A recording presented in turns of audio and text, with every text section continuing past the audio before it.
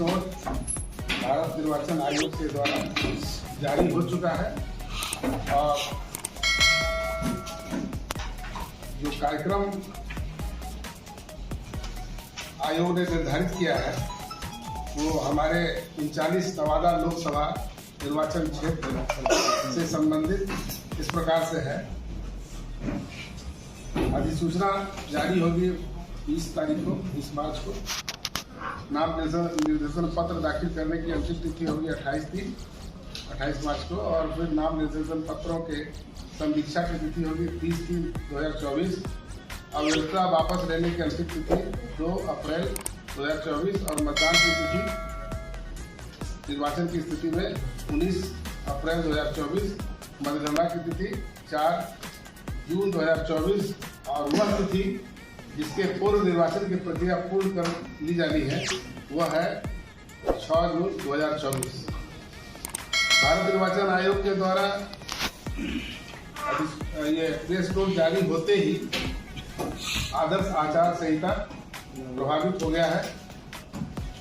39 नवादा लोकसभा निर्वाचन क्षेत्र के निर्वाचित पदाधिकारी के रूप में जिला पदाधिकारी नवादा हैं और इसमें संबद्ध विधानसभा 6 हैं। 5 इस जिले के हैं, 235 रजौली, 236 हिसुआ, 237 नवादा, 238 गोविंदपुर, 239 वारसलीगंज एवं 170 बरबीघा। ये 6 विधानसभा को सम्मिलित कर 39 नवादा लोकसभा निर्वाचन क्षेत्र बनता है और इसके हमारे 5 सहायक निर्वाचित पदाधिकारी हैं क्रमशः। अनुमंडल पदाधिकारी रजौली अपर समाहर्ता हैं 236 हिसुआ के, 237 नवादा के एसडीओ सदर हैं और डीडीसी साहब हैं 238 गोविंदपुर के, डीसीएलआर नवादा सदर हैं 239 वारसलीगंज के और डीसीएलआर से पूरा है 170 बरबीघा के।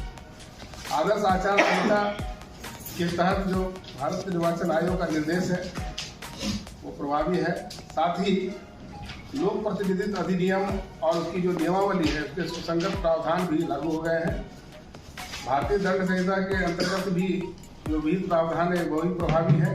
बिहार संपत्ति विरूपण निवारण अधिनियम 2010 और लाउड स्पीकर नियंत्रण अधिनियम 1955 के प्रावधान भी प्रभावी हो चुके हैं।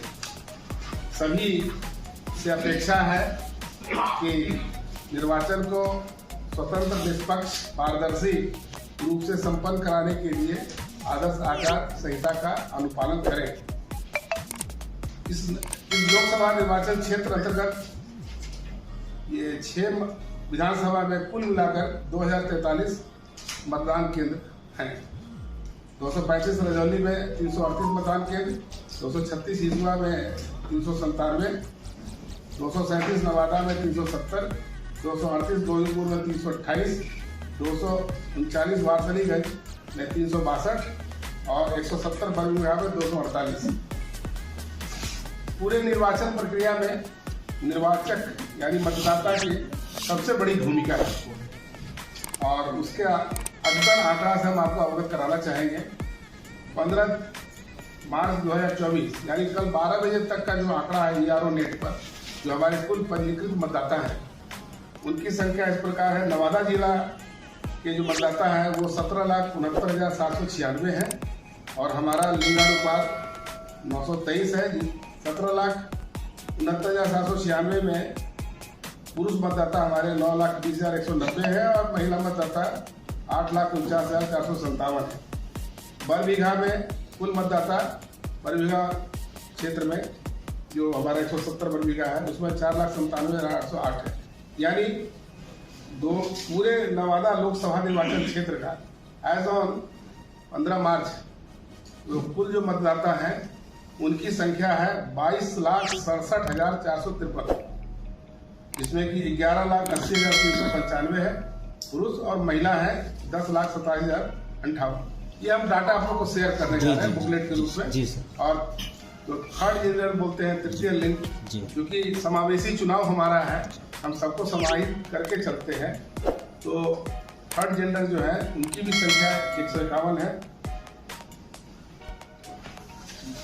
नवादा का जो एज ऑन टुडे है वो अलग से ऊपर बताया ही है और वो आपको डाटा मिल जाएगा।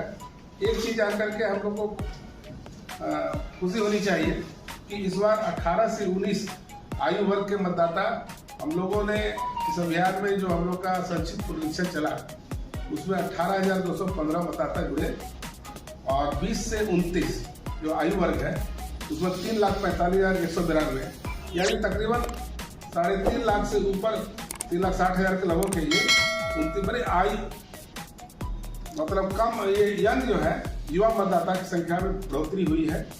हमारे सर्विस वोटर्स जो है वो 3,30,548 है। इसमें ये जो हमारा निर्वाचन है वो निर्वाचन में जो हमारे ऑफिसर्स लगते हैं जो कार्मिकों की संलग्नता होती है वो लगभग ये आंकड़ा हम लोग दिया भी है लगभग 10,000 क्योंकि 10,000 नहीं 12,000 लगभग हो जाएगा 12,000 हो जाएगा क्योंकि पर बीघा कमी है। तो हमने अपने जिले का ब्रेकअप दिया है कि सेक्टर अफसर हमारे 222 हैं। विधानसभा वार हम लोगों ने बताया है कि 235 रजौली में 45 और 236 सिजुआ में 46, 237 नवादा 43, 238 गोविंदपुर में 40, 239 वासरनी 48 और 170 बनविभाग 31 यानी नवादा लोकसभा निर्वाचन क्षेत्र में कुल हमारे सेक्टर की संख्या 253 है। आप अवगत हैं कि इस बार पेट्रोलियम कलेक्शन पार्टी का प्रावधान नहीं है, तो हम लोग सीधे बूथ लेवल के जो फंक्शनरी हैं पीठासीन पदाधिकारी उनकी टीम और उनके जस्ट ऊपर जो है प्रभावकारी टीम हमारी होगी वो सेक्टर अफसर की होगी। और इस बार यह क्योंकि पहले एकीकृत जगह से डिस्पैच होता था, इस बार हम लोगों ने 3 डिस्पैच स्थल निर्धारित किया है जिले में। एक है रजौली इंटर स्कूल जहां से 235 रजौली एवं 236 इसवा विधानसभा के मतदान कर्मी और साथ में मतलब वाहन ईवीएम सारे जो निर्वाचन कराने से संबंधित अवयव हैं वो इंटर स्कूल रजौली से प्रस्थान करेंगे।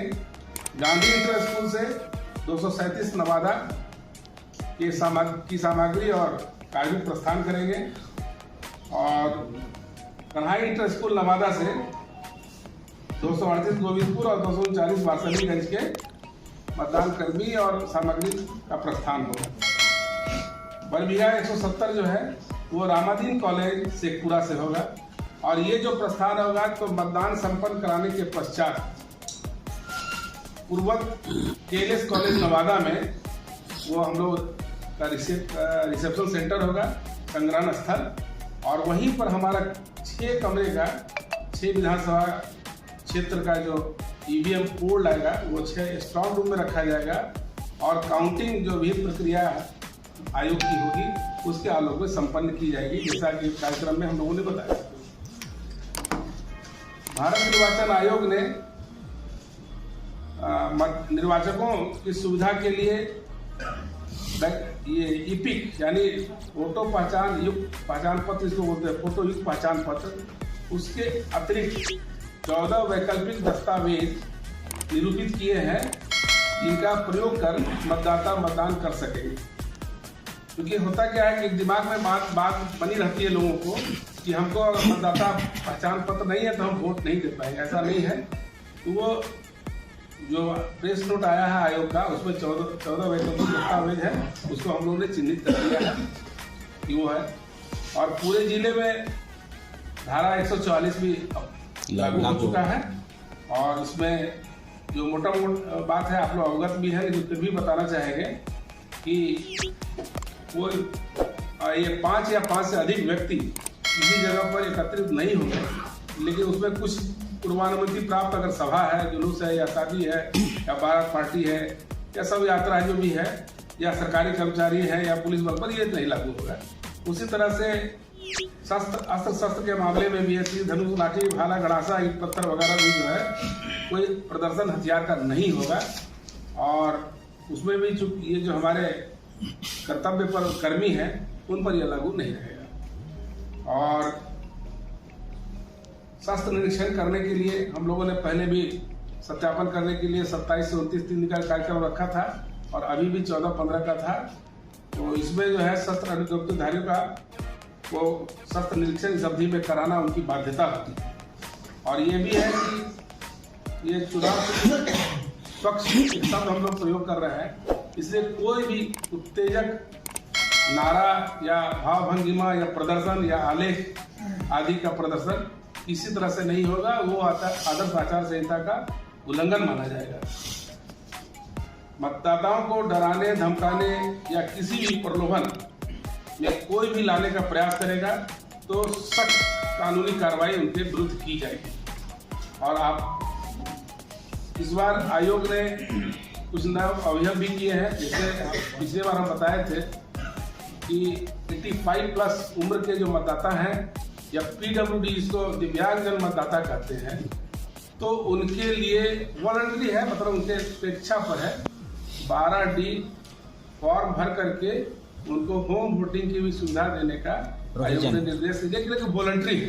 क्योंकि होता क्या है कि लोग स्वतः मतदान केंद्र पर जाना चाहते भी, इसलिए कि उनको भी अच्छा लगता है कि अपने समाज और समूह के बीच में हम जाकर के एक लोकतांत्रिक कार्य कर रहे हैं। तो संक्षेप में यह रूप थोड़ा व्हील चेयर वगैरह की व्यवस्था, हाँ वो करेंगे हम लोग। देखिए, मतदान केंद्रों पर जो बुनियादी मतलब आवश्यकताएं हैं, फर्नीचर है, रैंप है, शौचालय है, बिजली है और पेयजल है, इन सब चीज़ों की व्यवस्था हम लगे हुए हैं और लगभग संपन्नता की स्थिति में पहले ही सब लोग लगे हैं और हम लोग उसको कराएंगे। हम उसको कराने के लिए कटिबद्ध हैं।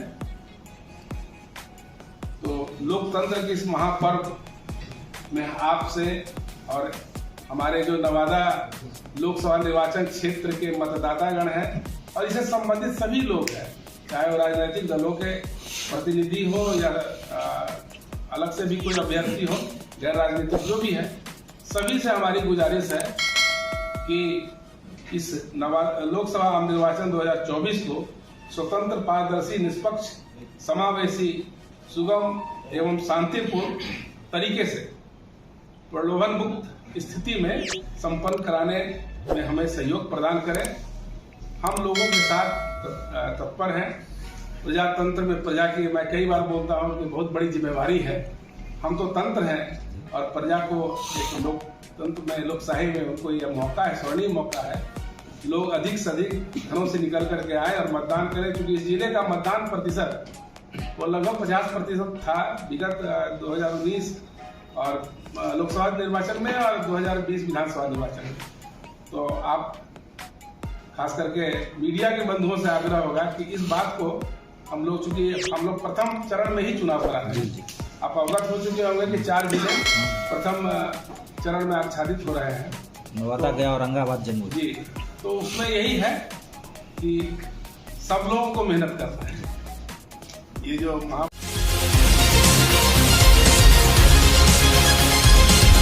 आप देख रहे हैं HY न्यूज यूट्यूब। लोकल खबरों के लिए हमारे चैनल सब्सक्राइब जरूर करें। धन्यवाद।